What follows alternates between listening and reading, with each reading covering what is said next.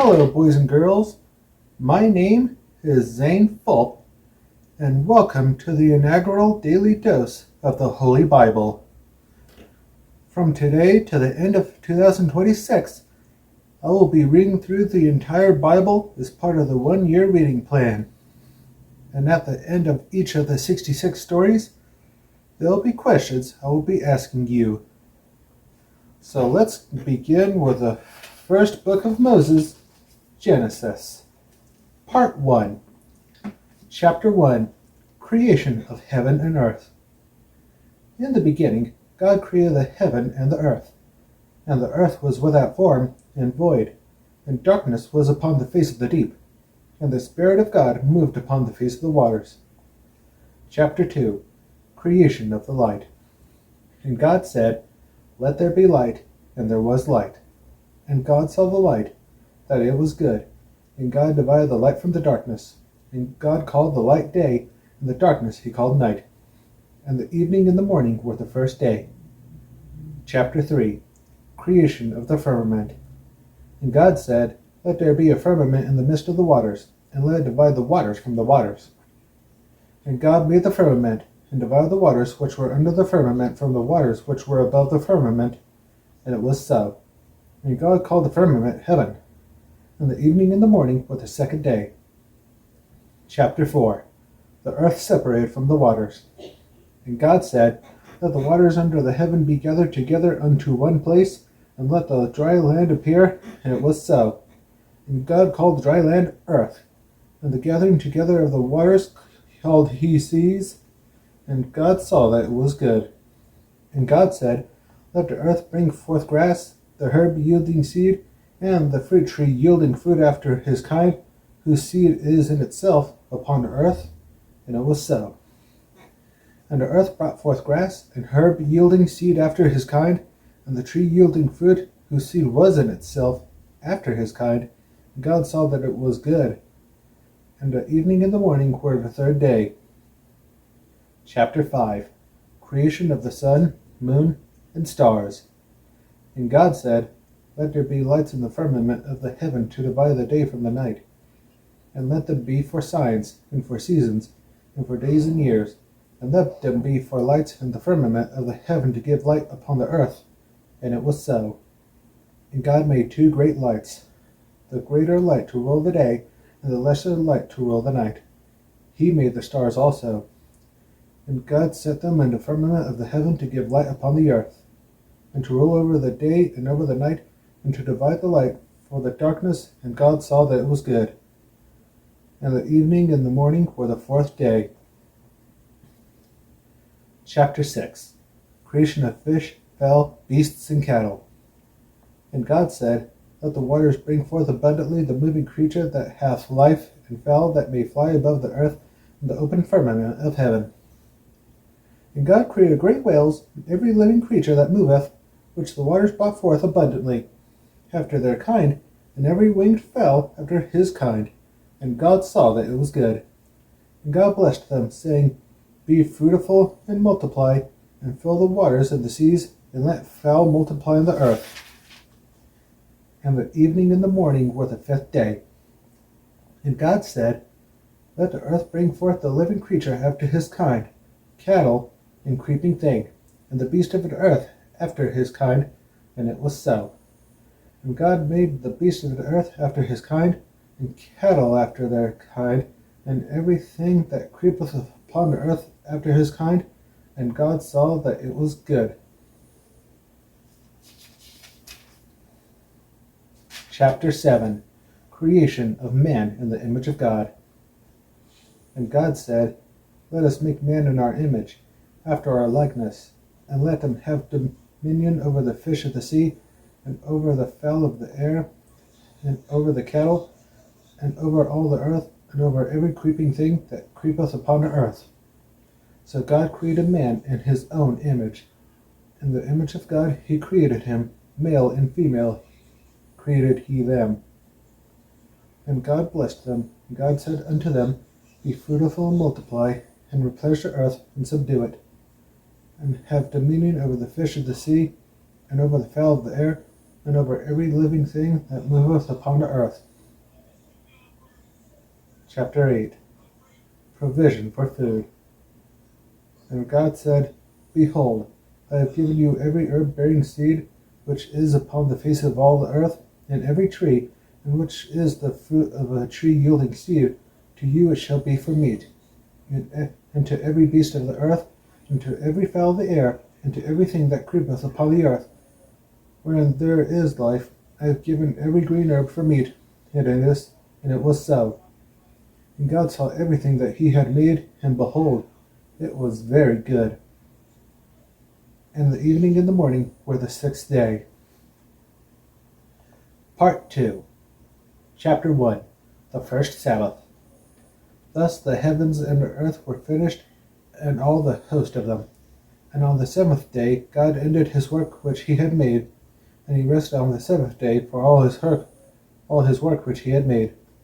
And God blessed the seventh day, and sanctified it, because that in which he had rested from all his work which God created and made.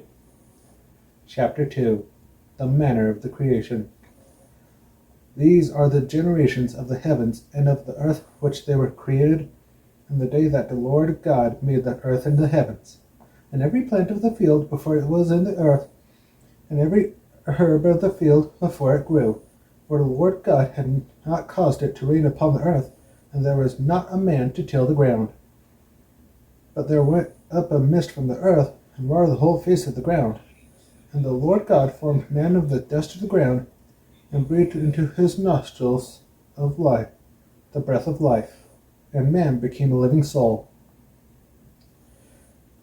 Chapter 3. The Garden of Eden. And the Lord God planted a garden eastward in Eden, and there he put the man who he had formed.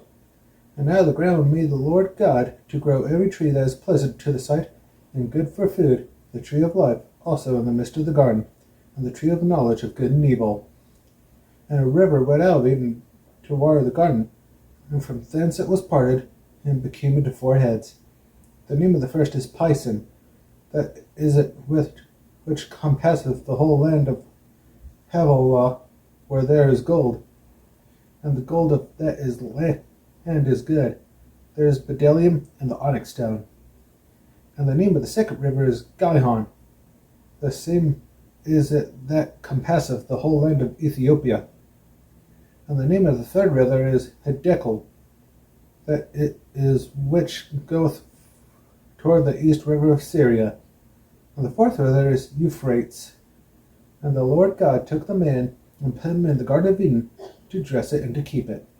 And the Lord God commanded the man, saying, Of every tree of the garden thou mayest freely eat, but the tree of knowledge of good and evil thou shalt not eat of it. For in the day that thou eatest therefore shalt surely die. And the Lord God said, It is not good that the man should be alone. I will make him an help meet for him. And out of the ground the Lord God formed every beast of the field, and every fowl of the air, and brought them unto Adam, to see what he would call them. And whatsoever Adam called every living creature, that was the name thereof. And Adam gave all names to all cattle, and to the fowl of the air, and to every beast of the field. But for Adam there was not found an helpmeet for him.